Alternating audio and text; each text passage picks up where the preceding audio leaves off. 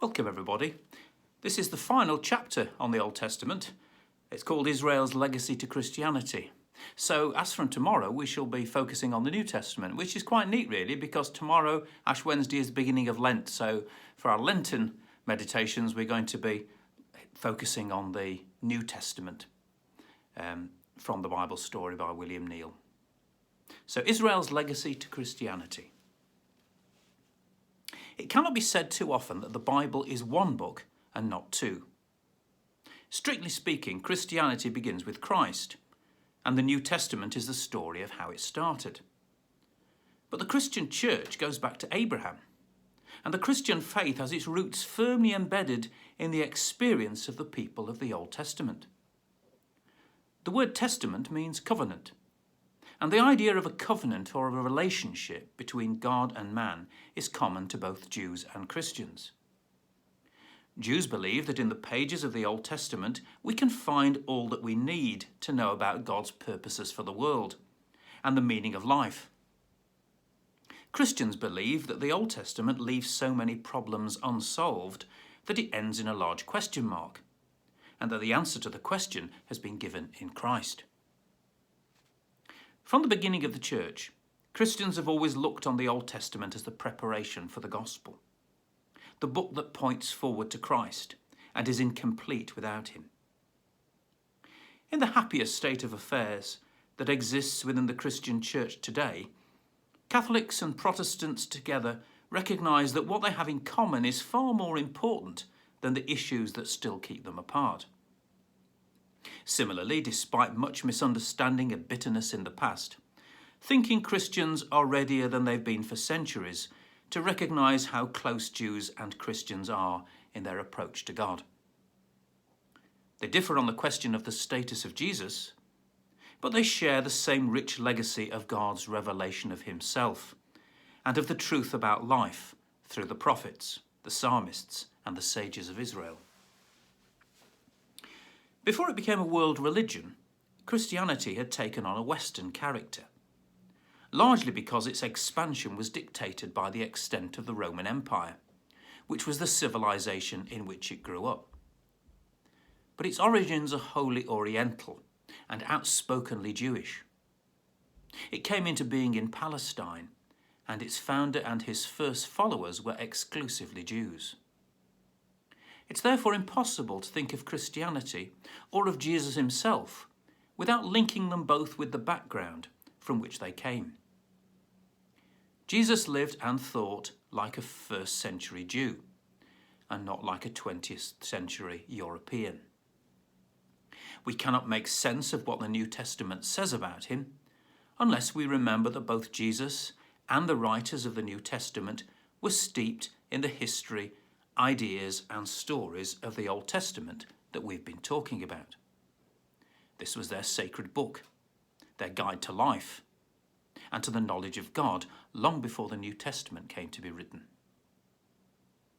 Far from being something that Christians can dispense with, the Old Testament is thus an integral part of our story and is as important for us as it is for the Jews. The teaching of Jesus is based on the teaching of the law and the prophets. What he says about God, himself and us ties up directly with what the Old Testament has already said. Jesus did not claim to be the founder of a new religion. What he claimed to do was to revitalise an old religion, to cut away its dead wood, to bring to light again the living faith and practice of Israel as it had been handed on from Moses onwards, and to show its true meaning. He did not, therefore, as it were, swallow the Old Testament whole. He discarded some of it as no longer relevant and put its various lines of thought in its proper perspective. When we remember that the Old Testament is a collection of the religious writings of a nation, gathered up over 1,000 years and written in a variety of different situations by men who never saw the whole truth, but only part of it, it's obvious that it needed the mastermind of Jesus to distinguish between what was of lasting value and what was out of date or mistaken. What he did not stamp with his own seal from the Old Testament heritage is obviously of less importance for Christians than what he made his own. But as we look at what Jesus had to say about the meaning and purpose of life, and what the New Testament writers following his lead have to say about it, we shall find over and over again how much the faith and practice of Christianity owe to their Jewish origins as they're recorded in the Old Testament. We've seen how, since the time of the Exodus, the best minds in Israel had been conscious that their people had been singled out for a special purpose. Israel was not meant to be a nation like other nations.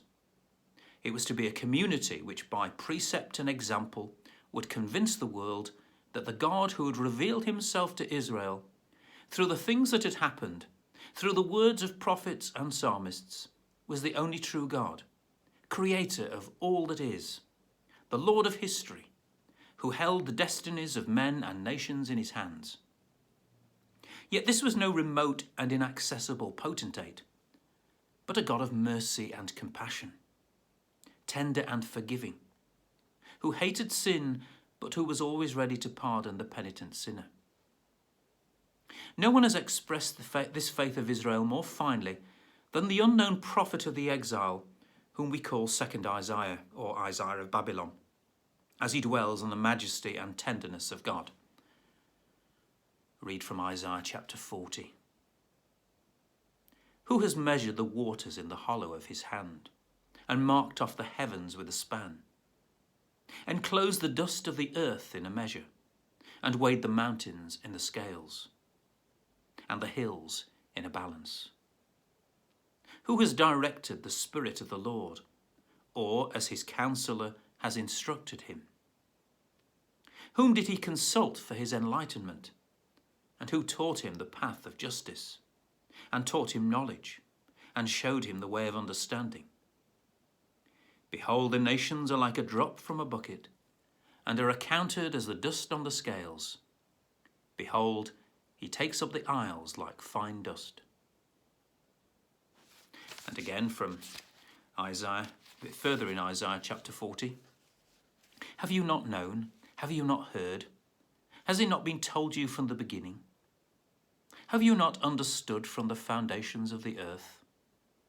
It is he who sits above the circle of the earth, and its inhabitants are like grasshoppers, who stretches out the heavens like a curtain, and spreads them like a tent to dwell in, who brings princes to naught, and makes the rulers of the earth as nothing.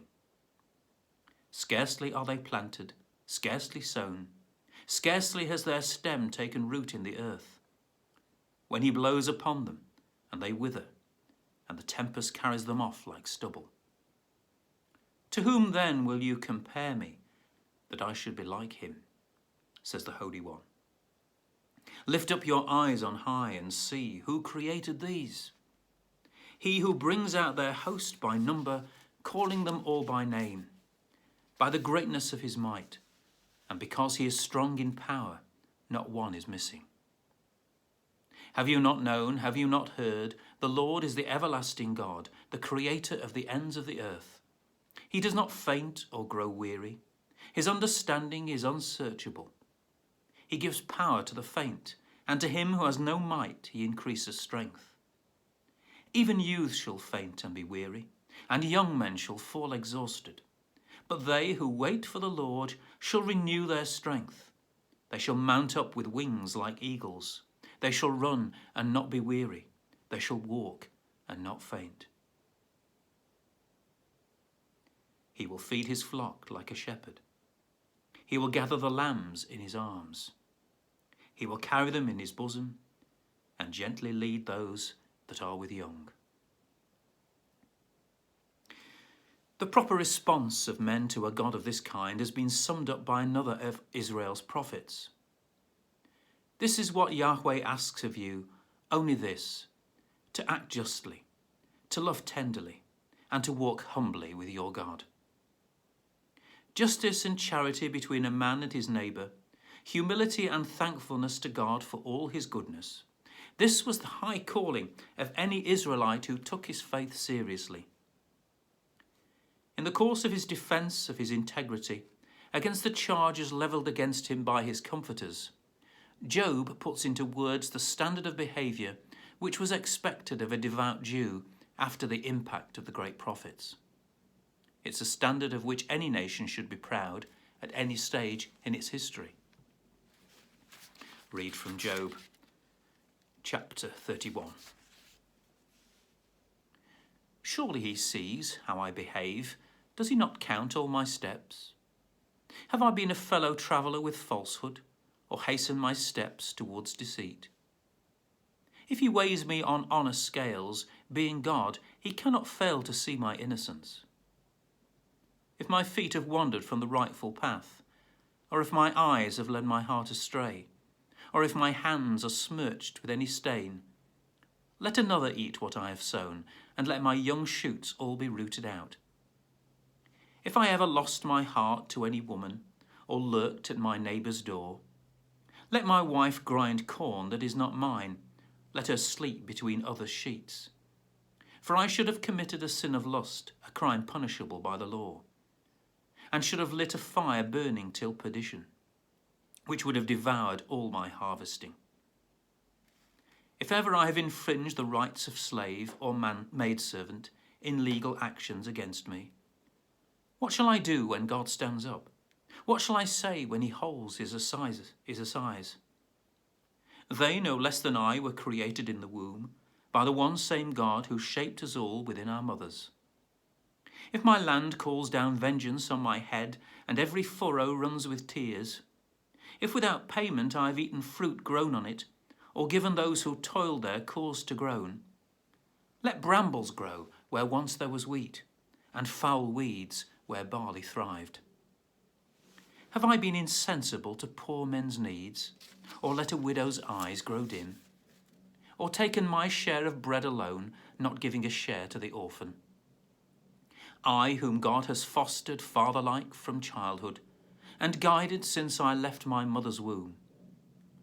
Have I ever seen a wretch in need of clothing, or a beggar going naked, without his having cause to bless me from his heart, as he felt the warmth of the fleece from my lambs? Have I raised my hand against the guiltless, presuming on my credit at the gate? If so, then let my shoulder fall from its socket, my arm be shattered at the joint. God's terror would indeed descend on me. How could I hold my ground before his majesty? Have I put all my trust in gold, from finest gold sought my security? Have I ever gloated over my great wealth, or the riches that my hands have won? Or has the sight of the sun in its glory, or the glow of the moon as it walked the sky, stolen my heart, so that my hand blew them a secret kiss? That too would be a criminal offence, to have denied the supreme God. Have I taken pleasure in my enemies' misfortunes, or made merry when disaster overtook them? I, who allowed my tongue to do no wrong, by cursing them or vowing them to death.